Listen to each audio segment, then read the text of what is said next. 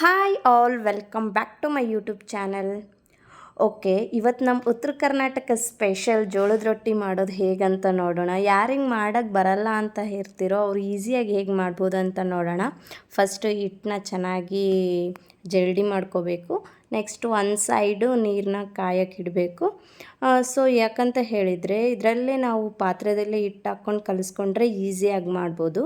ಅದಕ್ಕೆ ಸ್ವಲ್ಪ salt add ಮಾಡಿ ಆಮೇಲೆ ಏನು ಮಾಡೋದು ಅಂತ ಹೇಳಿದ್ರೆ ಸ್ವಲ್ಪ ನೀರು ಕುದ್ದಾದ್ಮೇಲೆ ಸ್ವಲ್ಪ ನೀರು ತೆಗೆದು ಇನ್ನೊಂದು ಇದರಲ್ಲಿ ಹಾಕಿ ಒಂದು ಬೌಲಲ್ಲಿ ತಗೊಳ್ಳಿ. ಯಾಕಂತ ಹೇಳಿದರೆ ಆಮೇಲೆ ಅದಕ್ಕೆ ಸ್ವಲ್ಪ ಮೇಲ್ಗಡೆ ಹಚ್ಚೋಕೆ ಬೇಕಲ್ವ, ಅದಕ್ಕೆ ಈ ಟೆಕ್ನಿಕ್ ಟ್ರೈ ಮಾಡಿದರೆ ಯಾರಿಗೂ ಮಾಡೋಕ್ಕೆ ಬರಲ್ವೋ ಅವ್ರು ಈಸಿಯಾಗಿ ಮಾಡ್ಬೋದು. ಇದು ಬಡಿಯೋ ಅದಲ್ಲ, ನಾವು ಚಪಾತಿ ಹೇಗೆ ಲಟ್ಟಿಸ್ತೀವೋ ಆ ಥರ ಮಾಡ್ಬೋದು.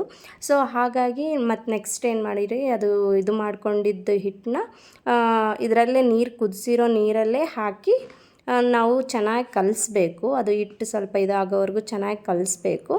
ಸೊ ಕಲಸಾದ್ಮೇಲೆ ಅದು ಜಿಗಿ ಕರೆಕ್ಟ್ ಬರಬೇಕು. ಜಿಗಿ ಅಂತ ಹೇಳ್ತಾರೆ, ಅದು ಕರೆಕ್ಟಾಗಿ ಬರಬೇಕು. ಸೊ ಕರೆಕ್ಟಾಗಿ ಕಲಿಸ್ಕೊಳ್ಳಿ. ಕಲಿಸ್ಕೊಂಡಾದ್ಮೇಲೆ ಏನು ಮಾಡೋದು, ಆಮೇಲೆ ಬೇಕಿದ್ರೆ ನೀವು ಪಾತ್ರೆ ಒಳಗಾದರೂ ಸ್ವಲ್ಪ ಆರೋವರೆಗಾದರೂ ಬಿಡ್ಬೋದು, ಇಲ್ಲ ಕೆಳಗಡೆ ತಗೊಂಡು ನಾವು ಮತ್ತೆ ಡಫ್ ಮಾಡ್ಕೋಬೋದು. ಚಪಾತಿದು ಹೇಗೆ ನಾದ್ಕೋತೀವೋ ಹಿಟ್ಟು ಹಾಗೆ ನಾದ್ಕೊಂಡು ಚಪಾತಿ ಲಟ್ಸೋದು ಇದಿರುತ್ತಲ್ವ ಅದನ್ನು ತೊಗೊಂಡು ಯೂಸ್ ಮಾಡ್ಕೊಂಡು ನಾವು ಆರಾಮ್ಸೆ ಮಾಡ್ಬೋದು, ತೀಡ್ಬೋದು.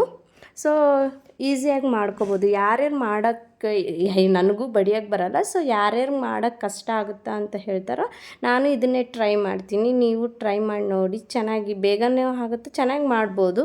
ಅಂದರೆ ನಾವು ಎಷ್ಟು ಅದು ತೀಡಿದ್ರೂ ಹರಿದೋಗಲ್ಲ ಈ ಥರ ಹಿಟ್ಟು ಮಾಡಿಕೊಂಡ್ರೆ. ಮತ್ತು ಕೆಲವೊಬ್ರು ಏನು ಮಾಡ್ತಾರೆ, ನೀರು ಕಾಯಿಸ್ಬಿಟ್ಟು ಮತ್ತು ಕೆಳಗಡೆನೇ ಹಿಟ್ಟು ಹಾಕ್ಕೊಂಡು ಅದಕ್ಕೆ ಇದು ಮಾಡ್ಕೊತಾರೆ. ಅದೆಲ್ಲ ಎಕ್ಸ್ಪೀರಿಯೆನ್ಸ್ ಇರೋರು ಮಾಡ್ತಾರೆ. ಸೊ ಈಸಿಯಾಗಿ ಈ ಥರ ಮಾಡಿಕೊಂಡ್ರೆ ಅರಿಯಲ್ಲ, ಸ್ವಲ್ಪ ಸುಡ್ತಿರುತ್ತೆ. ಬೇಕಿದ್ರೆ ಸ್ವಲ್ಪ ನಾವು ತಣ್ಣೀರು ಆ್ಯಡ್ ಮಾಡಿಕೊಂಡು ಅದನ್ನು ಚೆನ್ನಾಗಿ ನಾದ್ಕೊಂಡು ಹಿಟ್ಟು ಮಾಡ್ಕೊಬೋದು. ಸೊ ಸ್ವಲ್ಪ ಬೇಕಿದ್ರೆ ಹಾರೋವರೆಗೂ ಬಿಡಿ, ಏನೂ ಆಗಲ್ಲ. ಇನ್ನೂ ನನ್ನ ಚಾನಲ್ ಯಾರು ಸಬ್ಸ್ಕ್ರೈಬ್ ಮಾಡದೆ ನೋಡ್ತಾ ಇದ್ದೀರಾ, ಪ್ಲೀಸ್ ಸಬ್ಸ್ಕ್ರೈಬ್ ಮಾಡ್ಕೊಳ್ಳಿ. ನೋಡಿ, ಇದು ಕಲಿಸ್ತಾ ಮಾಡಿಕೊಂಡ್ರೆ ಈ ಥರ ಆಗುತ್ತೆ. ಚೆನ್ನಾಗಿ ಡಫ್ ಬರಬೇಕು, ಅದು ಬಂದರೆ ಚೆನ್ನಾಗಿ ಮಾಡ್ಬೋದು. ಓಕೆನಾ? ನೋಡಿ ಮಾಡ್ತಾ ಈಕೆ ನನ್ನ ಫ್ರೆಂಡು ಐಶ್ವರ್ಯ ಅಂತ. ಸೊ ಆಕೆ ಮಾಡ್ತಿದ್ದಾಳೆ, ನಾನು ವಿಡಿಯೋ ಮಾಡ್ತಿದ್ದೀನಿ. ನಾನು ಹೀಗೆ ಮಾಡೋದು. ನೋಡಿ ಚೆನ್ನಾಗಿ ಇದು ಮಾಡಿಕೊಂಡು ಅದು ಚಪಾತಿಗೆ ಹೇಗೆ ಗ್ರೌಂಡ್ ಮಾಡ್ಕೋತೀವೋ ಆ ಗ್ರೌಂಡ್ ಮಾಡಿಕೊಂಡು ತೀಡೋದು ತೊಗೊಂಡು ತೀಡಬೇಕು ಅಷ್ಟೇ. ಯಾಕಂತ ಹೇಳಿದರೆ ಇದು ಸ್ವಲ್ಪ ಭಾಳ ಹಿಟ್ಟು ಇದಿರುತ್ತಲ್ವ, ಹರಿದೋಗ್ಬಿಡುತ್ತೆ. ಅದಕ್ಕೆ ಏನು ಮಾಡಿ ಅದರಲ್ಲೇ ಹಾಕ್ಕೊಂಡು ನೀರು ಕಾಯಬೇಕಾದ್ರೇ ಹಾಕ್ಕೊಂಡು ತಿರುಗಿಸ್ಕೊಂಡ್ರೆ ನಾವು ಎಷ್ಟು ಪ್ರೆಸ್ ಮಾಡಿದರೂ ಹರಿಯಲ್ಲ. ಅದು ಒಂದು ಬೆನಿಫಿಟ್ಟು. ನೋಡಿ, ನಾವು ಚಪಾತಿ ಥರನೇ ಮಾಡ್ಕೊಬೋದು. ಅದೇ ಒಂದೇ ಸೈಡ್ ಮಾಡಬೇಕಾಗುತ್ತೆ. ಕೆಳಗಡೆ ಫಸ್ಟೇ ಹಿಟ್ಟು ಹಾಕ್ಕೊಂಬಿಡ್ಬೇಕು, ಯಾಕಂದರೆ ತಿರ್ಗಲ್ಲ ಅದು ಹೊಳ್ಸಿ ಚಪಾತಿ ಥರ ಹೊಳ್ಸೋಕ್ಕೆ ಹೋಗಬಾರ್ದು. ಕರೆಕ್ಟಾಗಿ ಒಂದು ಸೈಡೇ ಹಿಟ್ಟಿರಬೇಕು, ಅದನ್ನೇ ಅಲ್ಲಿ ಹಂಚು ಮೇಲೆ ಹಾಕಬೇಕು.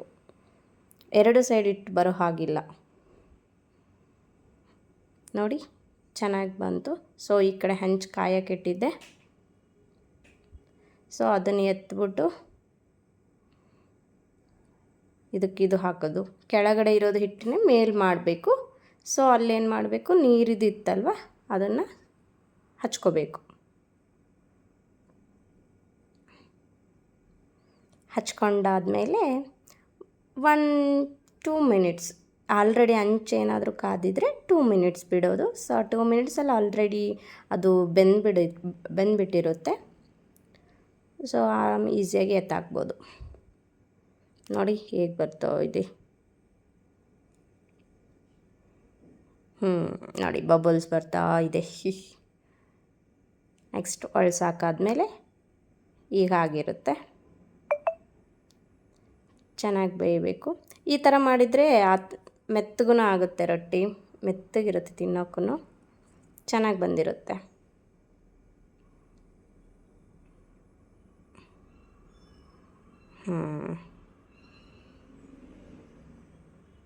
ಆಗ್ತಾ ಇದೆ. ಚೆನ್ನಾಗಿ ಬೇಯಿಸ್ಕೊಳ್ಳಿ. ಯಾಕಂತ ಹೇಳಿದ್ರೆ ನೀರು ಹಚ್ಚಿರ್ತೀವಲ್ವ, ಅದು ಎಲ್ಲಾದರೂ ಉಳಿದ್ರೆ ಮತ್ತು ಹಸಿ ಬಿಸಿ ಆಗುತ್ತೆ. ಸೊ ಹಾಗಾಗಿ ಚೆನ್ನಾಗಿ ಬೇಯಿಸ್ಕೊಳ್ಳಿ. ನೋಡಿ ಫೈನಲ್ ಈ ಥರ ಆಗುತ್ತೆ. So thanks for watching. ಇನ್ನೂ ಯಾರು ಸಬ್ಸ್ಕ್ರೈಬ್ ಮಾಡದೆ ನೋಡ್ತಾ ಇದ್ದೀರಾ, ಪ್ಲೀಸ್ ಸಬ್ಸ್ಕ್ರೈಬ್ ಮಾಡ್ಕೊಳ್ಳಿ. ಬಾಯ್.